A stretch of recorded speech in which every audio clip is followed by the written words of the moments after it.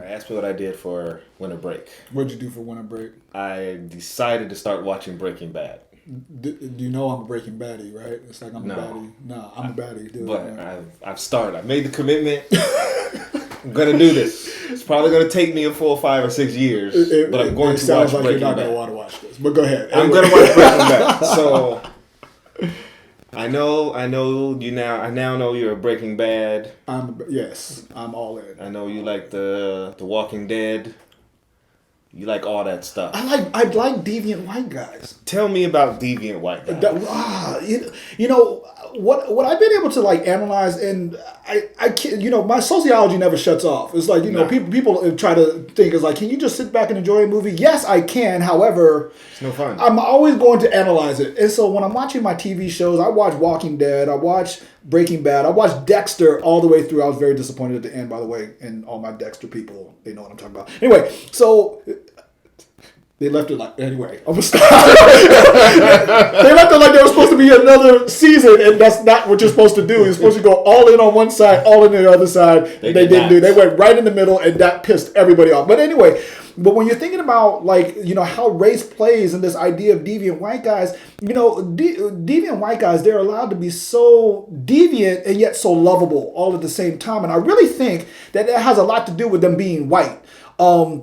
Please don't misunderstand this. I know that there's a lot of characters out there that are people of color, but when it comes to like likability and stuff like that, when you make a white guy into the deviant one, they become so likable. They're the way that with Walter White and everything. The whole idea of him is that he's supposed to be learning how to do all of this stuff. He's supposed to learn how to make meth. He's supposed to learn how to sell drugs. He's supposed to learn how to become Heisenberg and all of that stuff. He needs to learn all of that. But if you were to change the race on him, let's say you made him a black dude.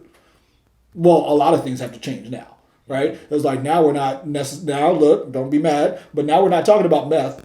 We're talking about crack. Mm-hmm. We're not talking, and when you're talking about crack, you don't have to have a very sophisticated IQ in order to figure out crack. But meth, for whatever reason, is supposed to be like this big heady type of thing. The other thing about being a black dude is that if they were black, you wouldn't assume you couldn't have the innocence that was constructed along with Walter White's character. That you there's this sense of innocence, like he doesn't know anything. He's really just trying to do right to his family and all of this stuff. While if you saw the black dude, you'd be like, oh, he's getting his hustle on. And whatnot. And so your perception of these characters, even though you could try to do that with your writing and whatnot, but that the playability, the likability of those characters, it does have a lot to do with race and whatnot. And that was something that I noticed and continue to notice as I'm watching other shows that I like Walking Dead and things like that and whatnot. But so what about you? It sounds like what you're speaking to is the concept of legibility, right? And what basically Mark Anthony Neal writes a book called Looking for Leroy, and he talks about how black male characters fit into 1, 2, or 3, maybe 4 modes because they are legible to society. And any sort of role or character that fits outside of this mold, the hip hop mogul, the poor crack head, or the bum, or the struggling, right? Anyway, if you fit outside this mold, you're illegible. And characters that are illegible, they don't sell, they're confusing, we don't really know what to do with them, right? And so I think in hearing about these characters, and this, the Breaking Bad character, these are not new tropes, right? And they occur not just in these horrific sort of like Dexter on Showtime or Breaking Bad, these shows that occur outside of broadcast network. We've seen everything from comedy, right? Charlie Sheen in 2.5 Men. Yes. Even a Ted Danson character in Cheers, right? How he can be sort of a jerk and mean-spirited, but yet he's still this lovable guy. Danny DeVito, right? All of these characters.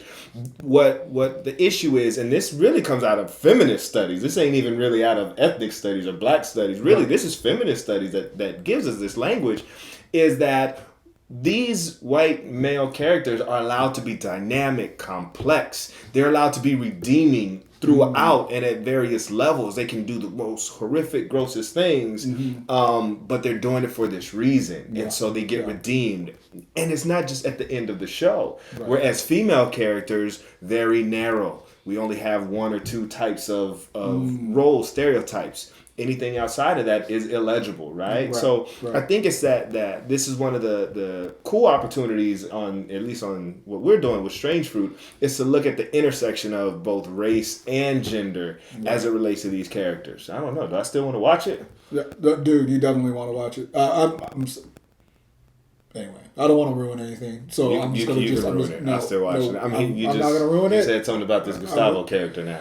I'm like, I gotta see Gustavo. What is Gustavo gonna do? Well, but that's basically the idea of, like, Gustavo. Although I like the character a lot. That just goes to show you the kind of complexity that people can basically handle. It's like the only reason why he was complex is because he was a black dude that spoke Spanish. That's it. That's really all that made him complex. While Walter White is like, there's amazing levels of complexity to him in regards to how he interacts with his wife, his interactions with Jesse, and all of the, how he becomes this thing called this person called Heisenberg. It's like I said, the level of detail is amazing. And so, those are the kind of things. While the only person that I can really even think of that even comes close to something like that is Denzel Washington. Yeah. And it wasn't with Training Day, because he got killed in Training Day, so there wasn't a whole bunch of redemption there. Yep. But like Flight, that was as close as you get. Very complex. Yeah. But the redemption level was, he still went to jail. Yeah. And he started talking to us. That was it. He didn't save the world. Yeah. Anyway, I'm gonna stop now. Well, I'm gonna watch Breaking Bad. Watch that. But first, I'm gonna watch Empire.